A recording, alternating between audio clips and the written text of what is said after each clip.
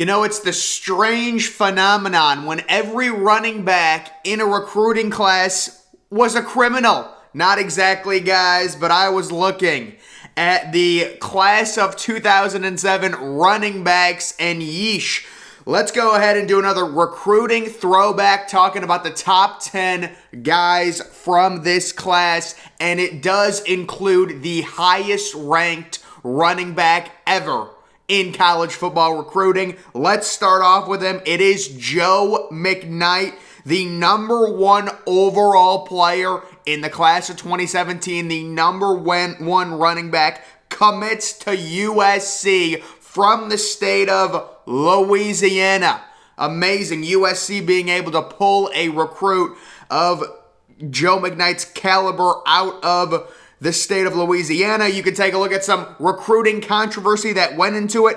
McKnight told reporters on National Signing Day that he spoke to former USC running back Reggie Bush before he chose USC over favored LSU on February 9th. The LA Times reported that USC officials were investigating whether NCAA recruiting violation occurred during the Trojans' pursuit of the Louisiana prep star. The issue was whether McKnight listened to a phone call between Pete Carroll and Reggie Bush. It's a little bit different now, right? Like they were actually investigating a phone call in which Joe McKnight wasn't even a part of. And now you got this whole NIL thing today. Kids back in 2007, 2008 got so screwed. You can take a look at Joe McKnight's career at USC. You know what? It's a little bit underwhelming, especially for the highest ranked running back in the history of college football recruiting.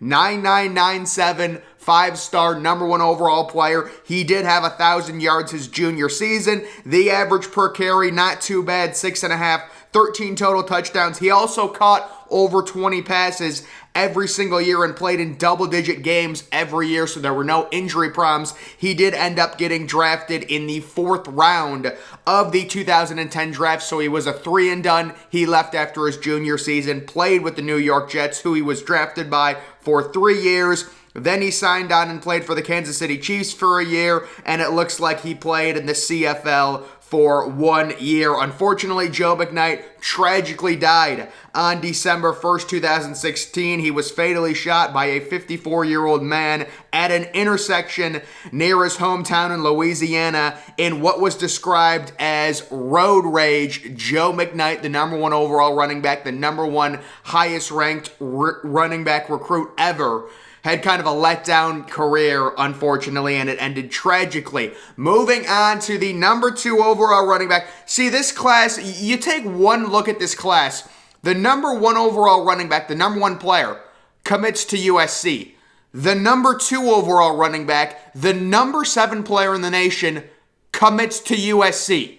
So the top 2 running backs, who are both top 10 players in the nation, both went to the same school. You will never see something like this again, where 2 running backs, they play the same position. There can only be 1 running back in a backfield at a time. You would think on most snaps, not only is it like 2 top 100 players, 2 top 50 running backs. We've seen that. This isn't even 2 5-stars. This is 2 of the top 7 players in the nation, both running backs, both committing to the same school. I was looking at this, I was dumbfounded. But Mark Tyler, unbelievable blue chip recruit from Oaks Christian, California, the number 7 overall player, commits to USC. He ended up playing 4 seasons at USC. He tried playing 5. We'll get to that. That's where the whole, these are all criminals. That's where that comes into it. But 4 seasons at USC, you know what? He's a bust. It is what it is. He had 1 season with 900 yards and 9 touchdowns, but overall, just 1,700 yards in 4 seasons for a top 10 recruit, 15 touchdowns. It's not going to get it done. And then you can take a look at his lengthy past here. Mark Tyler can't stay out of trouble. He is awaiting word on what will happen to him as far as disciplinary action after 2 ugly off-the-field incidents. Also, in a draft article, it says he had an early season suspension due to an alcohol-related issue and a mid-season shoulder injury. USC running back Mark Tyler suspended for comments. This is another issue that he had to deal with. He was suspended for the season opener because of comments he made to TMZ that implied he gets paid to play football for USC. When asked by TMZ whether he could make more money at USC or in the NFL, Tyler said, USC, they breaking bread, and made a gesture indicating a big stack of money. USC coach Lane Kiffin suspended Tyler on Monday for the opener against Minnesota. When it comes to his NFL career, he did go undrafted. That's a major bust right there. The number 7 overall player ends up going undrafted, and he did sign on to the Green Bay Packers practice squad. He has not played a single snap in the NFL. Moving to the number 3 overall running back from the class, really highly regarded recruit, number 10 player in the nation, NOEL DEVINE from Fort Myers, Florida. He ends up heading north and committing to West Virginia. Very interesting. NOEL DEVINE, the number 10 overall player, the number 1 overall player from the state of Florida. This was a absolute superstar recruit. And you can take a look at his numbers at West Virginia. He played all 4 seasons. He played at least, 12 games all 4 years. What an unbelievable true freshman year for DEVINE. Just 73 attempts, but over 600 yards, averaging almost 9 yards per carry, 6 touchdowns. But as you can see, the average yards per carry went down every single season he was at West Virginia, and then all the way till his senior season when he averaged just 4.5 yards per carry. He did have a nice career, over 4,000 rushing yards, 29 total touchdowns. He was a productive player, but when you take a look at his NFL stuff, he is another guy, the number 10 overall player. He did go undrafted, and he signed on with the Philadelphia Eagles, very similarly to Mark Tyler, where he signed on to their practice squad and didn't play a snap. He also looks like also he played in the Canadian Football League. Also, I was searching Google for him, and this came up. How many children does NOEL DEVINE have? How many people are Googling that? Like, that came up as one of the auto questions. I was like, but apparently he has 7 children. So good for him. Good for him. And then we see this article. He overcomes all odds to become a West Virginia Sports Hall of Famer. Seems to be doing great in retirement. Unbelievable news. But when it comes to recruiting, he was a bust. Let's move on to the number 4 overall running back. The 34th ranked player, just missed being a 5-star, from the state of Georgia in the greater Atlanta area. It is Caleb King. Sounds like a male porn star type name. That's a decent one.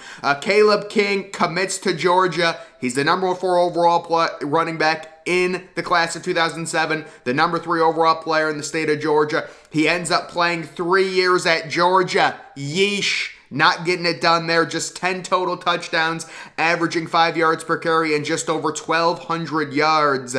And he was actually declared academic ineligible, so we know why he wasn't there for his senior season. Okay, I guess that takes care of that. You guys can take a look. He did have freshman all SEC honors, and he ended up going undrafted, signing on with the Minnesota Vikings, and I thought this was pretty cruel. Normally, when you have like 0 rushing yards in your NFL career, they won't put it up on Wikipedia, but they did. So it says rushing yards 0, rushing average 0, rushing touchdown 0. So that's 3 out of the top 4 running backs in the class of 2017 that ended up going undrafted. 2 out of the 4 had off the field issues, including him, who I guess was, and then you see this as well. Caleb King released by the Vikings following an arrest. So they ended up cutting Caleb King on Tuesday, 3 days after he was arrested on suspicion of 3rd-degree assault. Yeesh. King, 24, is accused of assaulting a 22-year-old man at an April 28th birthday party in suburban Minneapolis. King attacked the man, punching him repeatedly and throwing his head into the ground after the man teased him about resembling a celebrity. The man was hospitalized with skull and facial fractures, as well as cuts that required more than 50 stitches to close. Vikings running back Caleb King lost his job when somebody compared him to Eddie Murphy. So he got compared to Eddie Murphy, got pissed off, and then beat up the dude. He was only signed on as an undrafted free agent, so it wasn't like they were cutting a third-round pick or something like that, but he was the number 4 running back. Moving on to the number 5 running back of the class of 2007, it is Chris Rainey, very highly regarded blue chip recruit, the 45th overall player in the class of 2007 from Lakeland, Florida. The number 7 player in the state of Florida, signed to go to the University of Florida, where he ended up playing a full 5 years with the Gators, it looks like. And you know what? His overall numbers, he was more of a scat back. You can see a lot of catches both his junior and senior seasons. I believe he got hurt during maybe his freshman year, became a true sophomore. As you can see, total over 2,400 yards, 13 total touchdowns, 800 receiving yards. So he was a productive running back, and he did win a national title with the Florida Gators. We remember that on Urban Meyer's team. But you can see this, Chris Rainey, arrested Florida Gators receiver, allegedly sent time to die text to girlfriend. Oh my goodness. He sends a text to his girlfriend, time to die. You can see this article, Florida Gators running back Chris Rainey arrested, charged with stalking. He said, charged with stalking. He's had some girl issues, it looks like. Florida receiver Chris Rainey was arrested on Tuesday and charged with aggravated stalking, a third-degree felony.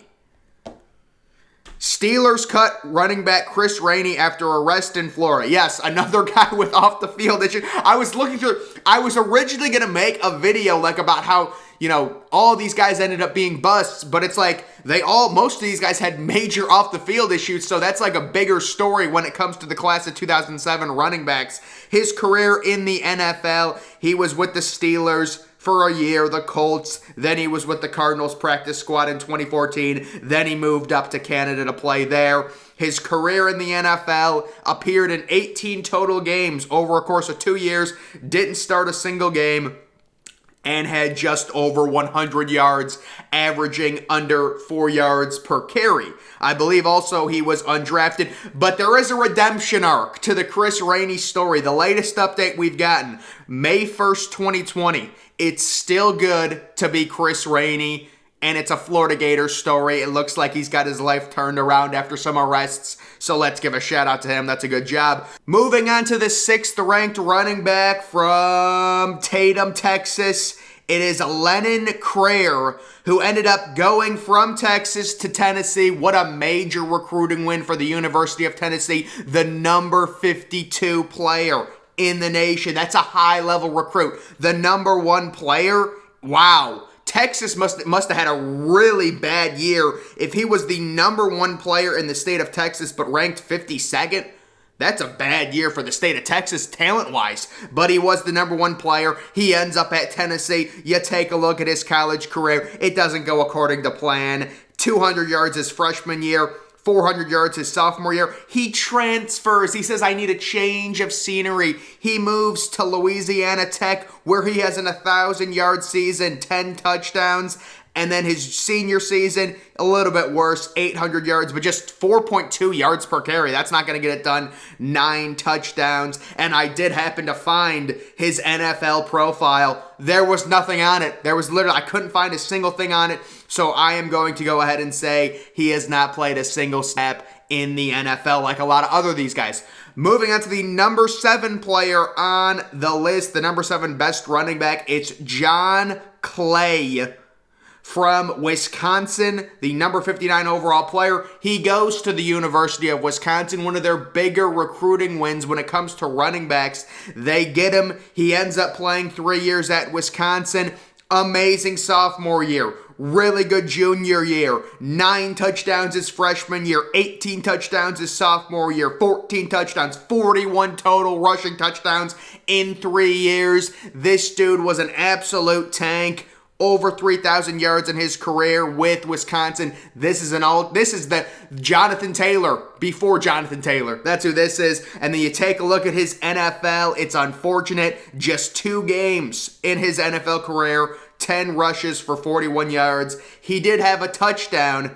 And as you can see, unfortunately, he left after 3 years. He had 3 great years at Wisconsin. You would think this guy's at least going to be a second or third round pick. Even back then, 2010, 2011, when they valued running backs more, you'd think maybe late first, early second round pick. After leaving Wisconsin early, John Clay stunned he wasn't drafted. And this is an unfortunate article. We hear this story over and over again. He said it was tough. Me and my family, we had a rough weekend towards the end on the last day of the draft. I only watched a little bit. At some point, I couldn't watch anymore. I just went into a back room and laid down and watched my phone. My family watched the whole thing, but I couldn't stand it anymore. I was just getting nervous and upset at the same time. So yeah, that's something that goes overlooked. I ended up seeing that, and I wanted to talk about it. Just these players, especially back in like 2010, 2011, you really don't know your draft grade. I mean, you could think, you look at that dude's college career and you're like, at least I'm going to get drafted 3rd or 4th round. I mean, I'm sure he was interviewing with teams and stuff, and it's like round 5 and you haven't been picked, and it's like, I mean, goodness, you know, that's just like, that changed your entire career. You don't do anything except not get picked. It's not like you have a bad game or something. You just didn't get picked and you're screwed. And he ended up only playing, a few games in the NFL. He also went undrafted.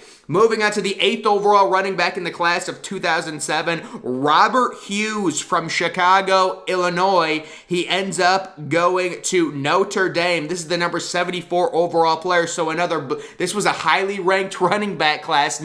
Not a lot of highly ranked results. We haven't found one true success story in terms of college and NFL yet. But Robert Hughes, he was highly thought of. And when you go and search him, Australian art critic. What the hell is that? That's never a good sign when you search him and it's some middle-aged white dude. But overall, you take a look at his career at Notre Dame.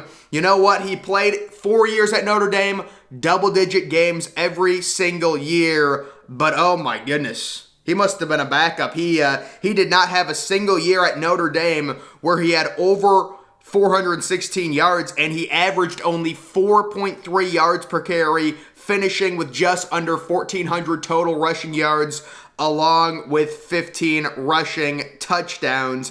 He was undrafted, another guy that was undrafted in 2011, played on multiple practice squads, Chicago Bears, Buccaneers, Redskins. He finished his NFL career with 8 rush attempts for 16 yards, and he also had 10 receptions for 149 yards. Little, hybrid third down back. Third down back before it was cool. 2011. But Robert Hughes, and shout out to him. Now apparently he is a professor, aerospace engineering. Wow.